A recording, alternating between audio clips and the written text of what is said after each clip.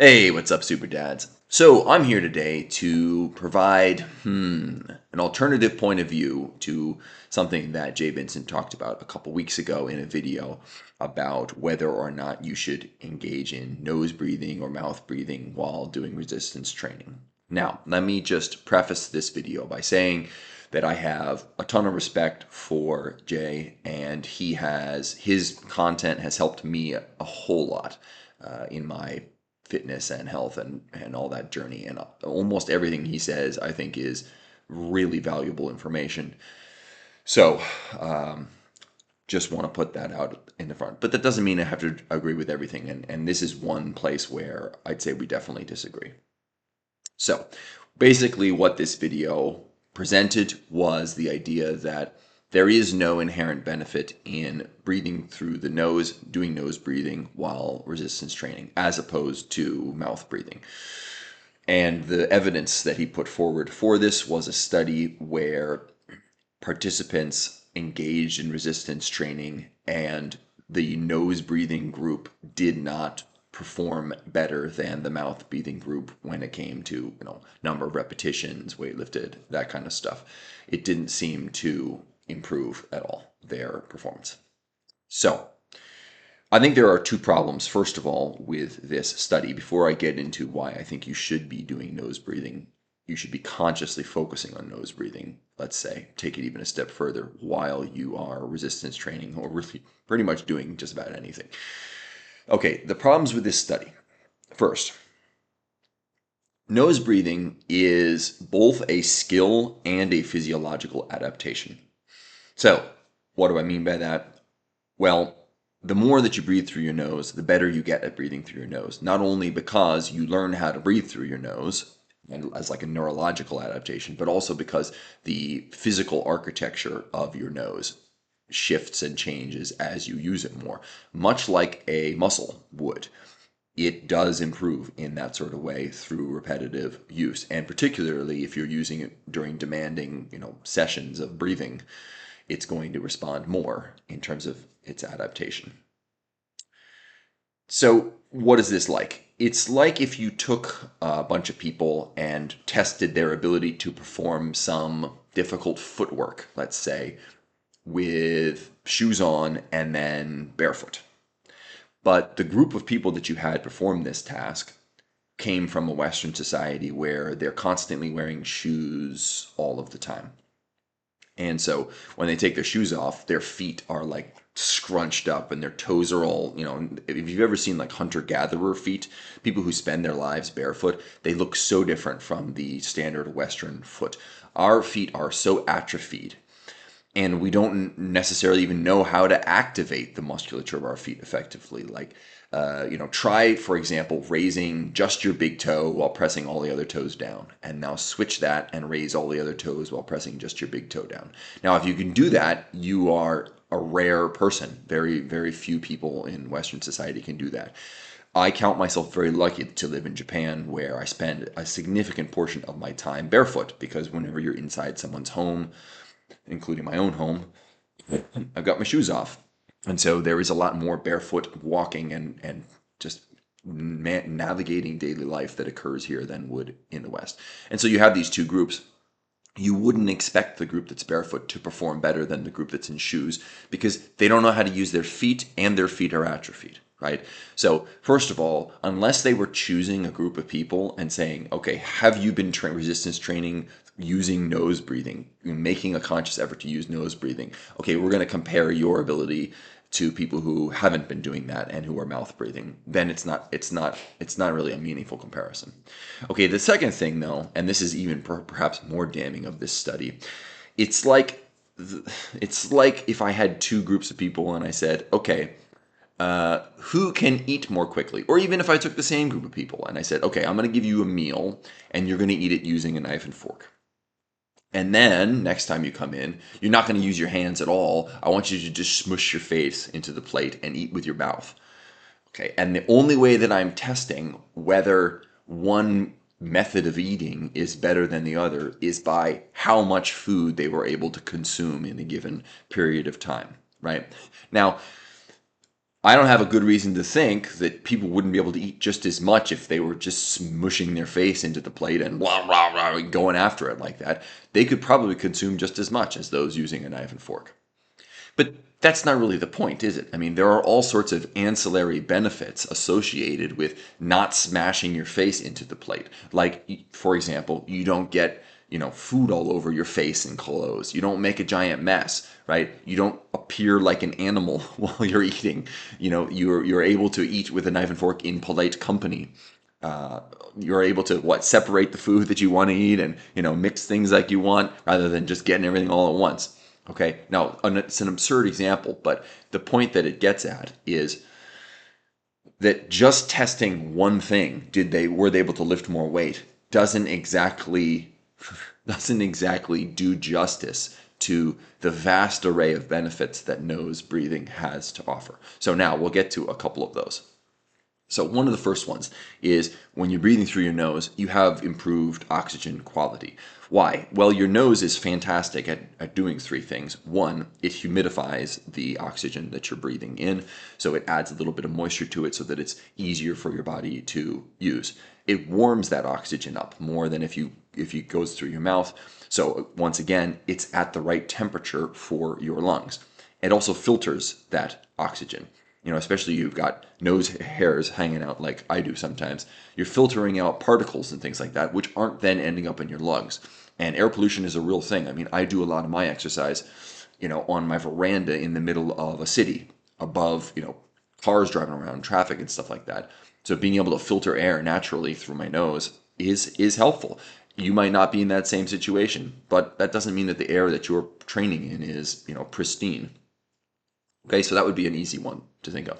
Second, parasympathetic activation. So breathing through your nose sends a message to your body that it doesn't need to get overly activated sympathetically, that it can keep a lower blood pressure, that it can keep a more stable heart rate, that you don't need to get into the fight or flight mode, which is good. You want to remain there. You want to be able to stress your body as much as possible while still remaining in control of your bodily systems. There's nothing bad about that.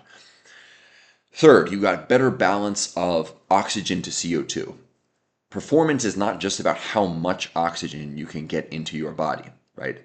It's actually about maintaining or achieving the appropriate balance between CO2 and oxygen. And when you breathe through your nose, that happens automatically, especially if you breathe through your nose regularly and you develop your ability to do so. And that contributes to better endurance. There are a bunch of studies out there on this. They're not specifically about resistance training, but things like swimmers. There's a lot of hypoxic research which shows depriving yourself of a bit of oxygen can over the long term increase the efficiency with which you use oxygen, and that improves things like VO2 max and things like aerobic endurance. Okay, another great one is it's an easy way to auto-regulate your workout. So what I typically tell my clients when they ask me something like, how quick should I be cycling from one exercise to another, is that I'll say this: are you breathing through your nose? Because you should be. And if you're breathing through your nose, then your ability to comfortably breathe through your nose is your auto-regulation signal.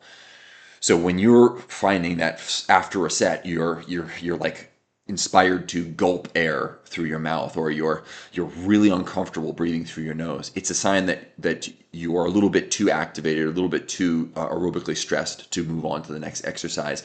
Your endurance or your aerobic capacity will be the limiting factor if you move on too quickly. So take a moment, get your breath back, get your composure back before you start. And then when you're breathing more or less comfortably through your nose, you're ready to do the next set. So it's a great auto-regulation tool when you're exercising. Strengthening the nasal organ is also part of it. And I talked about that earlier. This is an organ system, and it's one that physical changes happen to it when you use it, particularly during times of duress. It will adapt and get better and get better. Just like if you started walking with no shoes on and using your feet more and playing with your toes more and all that kind of stuff, your feet would get stronger. They would physically change. Okay, and so that's a great way to improve it. it's also a good way to keep yourself honest about breathing through your nose in other areas of your life. So, for example, if your sleep quality isn't great, one thing you can look at is whether you are breathing through your nose while you're sleeping or whether you're breathing through your mouth. Because breathing through your mouth is going to decrease your sleep quality noticeably in many people's cases. And one way to improve your ability to just subconsciously or unconsciously breathe through your nose throughout the rest of your life is to consciously focus on doing it while you're under stress. So if you can maintain that ability, like, oh man, my heart is pounding, I'm really needing oxygen because I just finished a set of squats or whatever it is, but you're still, no, I'm not giving in, I'm going to breathe through my nose. You're going to be training yourself to do that elsewhere, and it will become an unconscious sort of mechanism for your body. Okay, another great one is emotional regulation. When you are aerobically taxed, but you're maintaining nose breathing, it requires a certain, it's like weightlifting for your executive function, right? For your prefrontal cortex, because your lizard brain wants you to just start gulping air like a dog. Lizard brain, I'm mixing perhaps metaphors or something here, but that's what you're motivated to do animalistically. But if you're able to say, no, like refocus, recenter, be here, and focus on taking the air in through your nose, not even taking giant sort of sips of air or giant drinks of air, but just sipping the air this way, it's going to strengthen your ability to control your emotions, to override those emotions. It's sort of a willpower weightlifting, you might say. And that obviously will serve you in lots of places throughout your life. Okay, so that's a bunch of the benefits. If you're interested in hearing more about these benefits, of course, do your own research. I would recommend a book called The Oxygen Advantage by Patrick McEwen. I read it a little while ago, and it really introduced me to a lot of great exercises. One thing that he suggests is that you want to basically sip air whenever possible, not taking in more air than you absolutely need. Taking in the minimum amount of air is going to have all sorts of benefits. But I'll finish with just a couple anecdotes. Okay, one would be I learned a long time ago when I was learning Native American martial arts. I learned that one thing that Native Americans, at least the ones who lived in mountainous areas, would do was to fill their mouths up with water, run up the mountain, as a group, and then run back down the mountain. And at the bottom, they all had to spit out the water to prove that they hadn't opened their mouths during the entire thing. And they were renowned for their ability to just, run, to hunt, to work, to just, their work capacity was famous. It was one of the reasons they were such difficult enemies for the settlers, the people who came into conflict with them, because they could just run forever. And so I don't know. You could say it's correlation, not causation, or something like that. But I think there's potentially some wisdom to that, and I do that kind of training sometimes as well. As for my own clients, I've gotten great feedback from the ones who really take to heart the advice to make sure that they're breathing through their nose while they're doing their resistance training, and they get tremendous benefits in terms of their aerobic endurance, that kind of stuff, that even without doing anything that might be identified as a cardio style training, right? They'll be like, yesterday I had to run like 5 miles and I haven't run in forever, but it was like no problem. And all they've been doing is high intensity resistance training while breathing through their nose. They're like, at first it's a real struggle, but once you break through a certain plateau there, it's like it opens up and you're like, wow, I have so much more endurance and so much more ability. Okay, so I can honestly say, in my opinion, that proper breathing is the most overlooked aspect of exercise technique. I think people focus on the angle of your arms and your joints and how much lengthened position you should use, and should you use a full range of motion, and all these sorts of things about the technique. Where do your feet go? All that, all this stuff. And almost nobody ever talks about how to incorporate the breathing correctly, how you should be breathing, during intraset and interset and all of these sorts of things. And honestly, super overlooked. And I highly recommend that you do your own research, sure, but do your own testing, because really that's what it comes down to, right? You got to try these things, and it's going to take a bit of an investment to really see benefits here, because a lot of people are habitual mouth breathers. You probably do it a lot of the time when you're not aware of it, and that is not a great habit. All right, so thank you so much for watching. If you want to check out any of the workout programs, they're down below. There's a free one there, 3 minute muscle, and a bunch of other ones that are very reasonably priced. And you can always get a hold of me through the Facebook group, or I think there's a scheduling link down there. So thank you so much for your attention, and go be super.